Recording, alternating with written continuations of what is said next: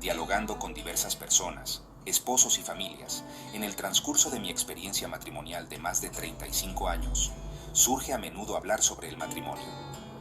Cuando les pregunto qué conoce o qué sabe sobre lo que dice el Catecismo de la Iglesia Católica sobre el matrimonio, la respuesta a menudo es vaga y en la mayoría de los casos casi nula.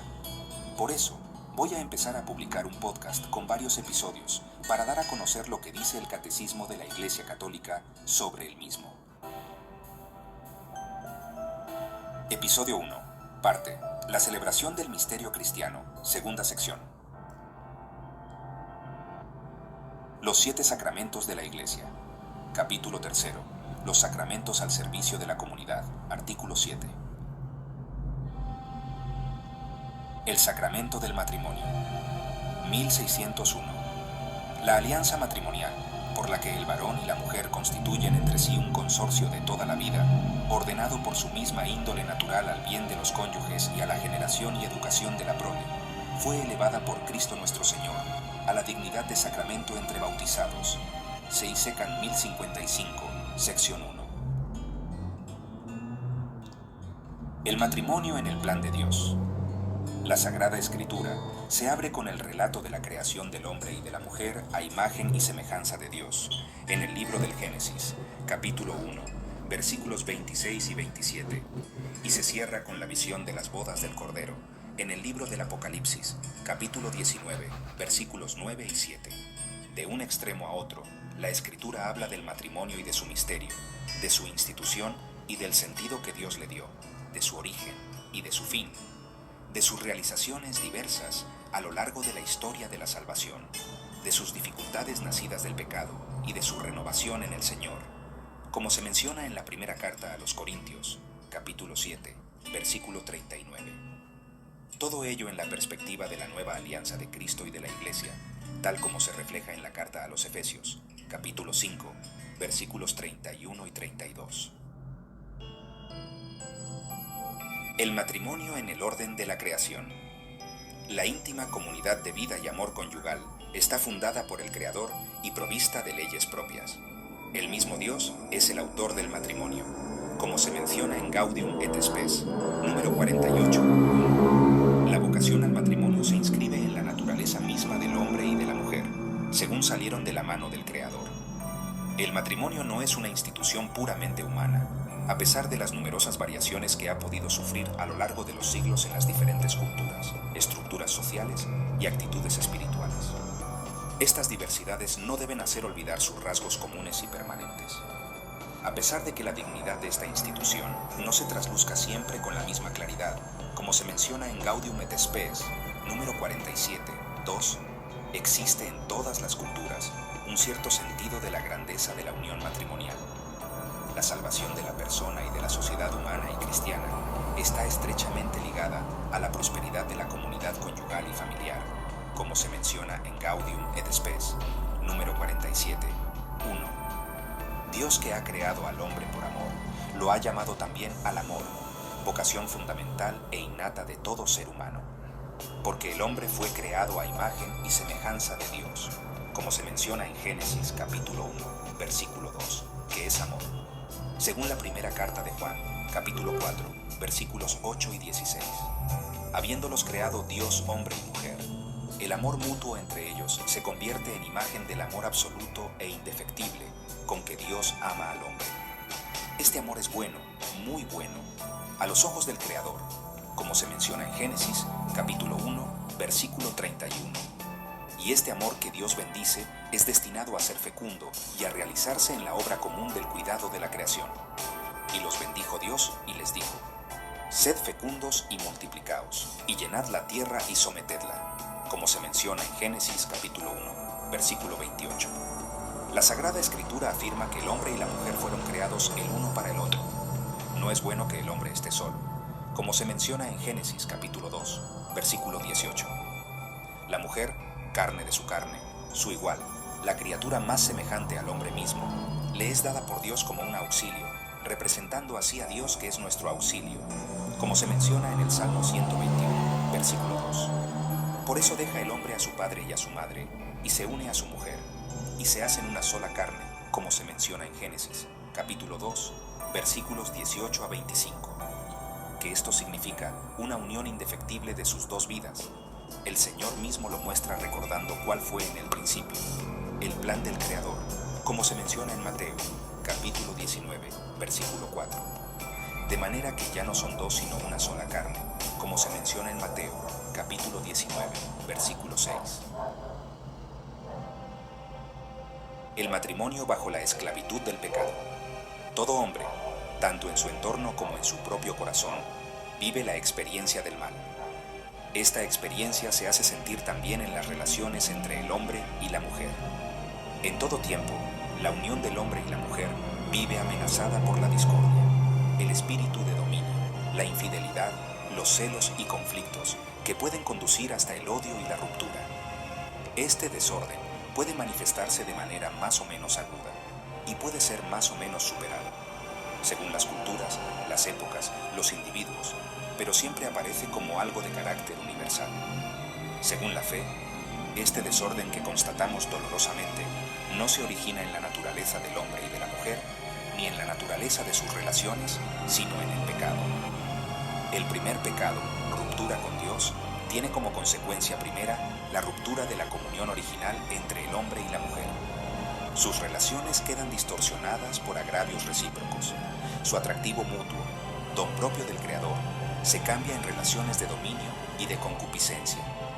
La hermosa vocación del hombre y de la mujer de ser fecundos, de multiplicarse y someter la tierra, queda sometida a los dolores del parto y los esfuerzos de ganar el pan. Sin embargo, el orden de la creación subsiste, aunque gravemente perturbado. Para sanar las heridas del pecado, el hombre y la mujer necesitan la ayuda de la gracia que Dios, en su misericordia infinita, jamás les ha negado. Sin esta ayuda, el hombre y la mujer no pueden llegar a realizar la unión de sus vidas en orden a la cual Dios los creó al comienzo. El matrimonio bajo la pedagogía de la antigua ley. En su misericordia, Dios no abandonó al hombre pecador. Las penas que son consecuencia del pecado, los dolores del parto, el trabajo con el sudor de tu frente, constituyen también remedios que limitan los daños del pecado.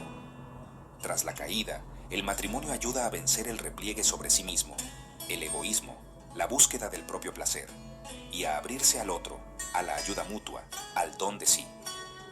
La conciencia moral relativa a la unidad e indisolubilidad del matrimonio se desarrolló bajo la pedagogía de la ley antigua. La poligamia de los patriarcas y de los reyes no es todavía criticada de una manera explícita. No obstante, la ley dada por Moisés se orienta a proteger a la mujer contra un dominio arbitrario del hombre, aunque la ley misma lleve también, según la palabra del Señor, las huellas de la dureza del corazón de la persona humana, razón por la cual Moisés permitió el repudio de la mujer. Contemplando la alianza de Dios con Israel bajo la imagen de un amor conyugal exclusivo y fiel, los profetas fueron preparando la conciencia del pueblo elegido para una comprensión más profunda de la unidad y de la indisolubilidad del matrimonio. Los libros de Ruth y de Tobías dan testimonios conmovedores del sentido hondo del matrimonio, de la fidelidad y de la ternura de los esposos. La tradición ha visto siempre en el Cantar de los Cantares una expresión única del amor humano, en cuanto que éste es reflejo del amor de Dios, amor fuerte como la muerte que las grandes aguas no pueden anegar. El matrimonio en el Señor.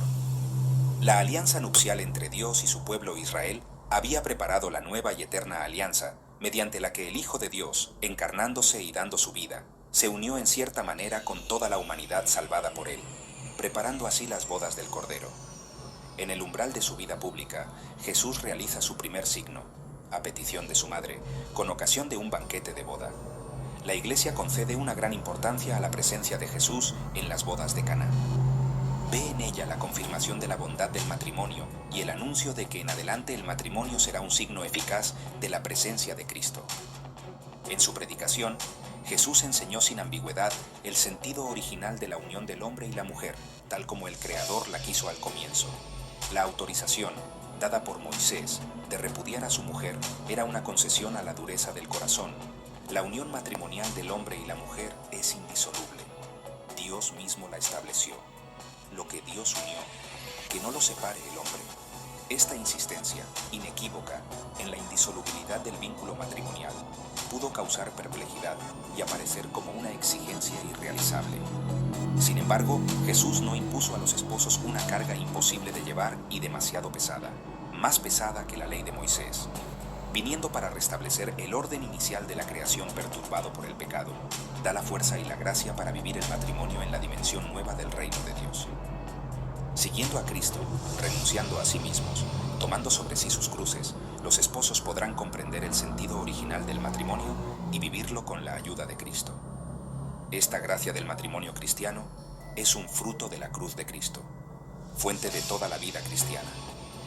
Es lo que el apóstol Pablo da a entender diciendo: maridos, amad a vuestras mujeres como Cristo amó a la iglesia y se entregó a sí mismo por ella, para santificarla, y añadiendo enseguida: por eso dejará el hombre a su padre y a su madre, y se unirá a su mujer, y los dos se harán una sola carne. Gran misterio es este, lo digo respecto a Cristo y a la iglesia. Toda la vida cristiana está marcada por el amor esponsal de Cristo y de la iglesia. Ya el bautismo, entrada en el pueblo de Dios, es un misterio nupcial. Es, por así decirlo, como el baño de bodas que precede al banquete de bodas, la Eucaristía. El matrimonio cristiano viene a ser por su parte signo eficaz, sacramento de la alianza de Cristo y de la Iglesia. Puesto que es signo y comunicación de la gracia, el matrimonio entre bautizados es un verdadero sacramento de la nueva alianza. La virginidad por el reino de Dios. Cristo es el centro de toda vida cristiana. El vínculo con Él ocupa el primer lugar entre todos los demás vínculos, familiares o sociales. Desde los comienzos de la Iglesia ha habido hombres y mujeres que han renunciado al gran bien del matrimonio para seguir al Cordero donde quiera que vaya, para ocuparse de las cosas del Señor, para tratar de agradarle, para ir al encuentro del esposo que viene. Cristo mismo invitó a algunos a seguirle en este modo de vida del que Él es el modelo. Hay eunucos que nacieron así del seno materno, y hay eunucos hechos por los hombres, y hay eunucos que se hicieron tales a sí mismos por el reino de los cielos. Quien pueda entender, que entienda. La virginidad por el reino de los cielos es un desarrollo de la gracia bautismal, un signo poderoso de la preeminencia del vínculo con Cristo, de la ardiente espera de su retorno, un signo que recuerda también que el matrimonio es una realidad que manifiesta el carácter pasajero de este mundo. Estas dos realidades, el sacramento del matrimonio y la virginidad por el reino de Dios, vienen del Señor mismo. Es Él quien les da sentido y les concede la gracia indispensable para vivirlos conforme a su voluntad. La estima de la virginidad por el reino y el sentido cristiano del matrimonio son inseparables y se apoyan mutuamente. Denigrar el matrimonio es reducir a la vez la gloria de la virginidad. Elogiarlo es realzar a la vez la admiración que corresponde a la virginidad. Pero lo que por comparación con lo peor parece bueno, no es bueno del todo. Lo que según el parecer de todos es mejor que todos los bienes. Eso sí que es en verdad un bien eminente.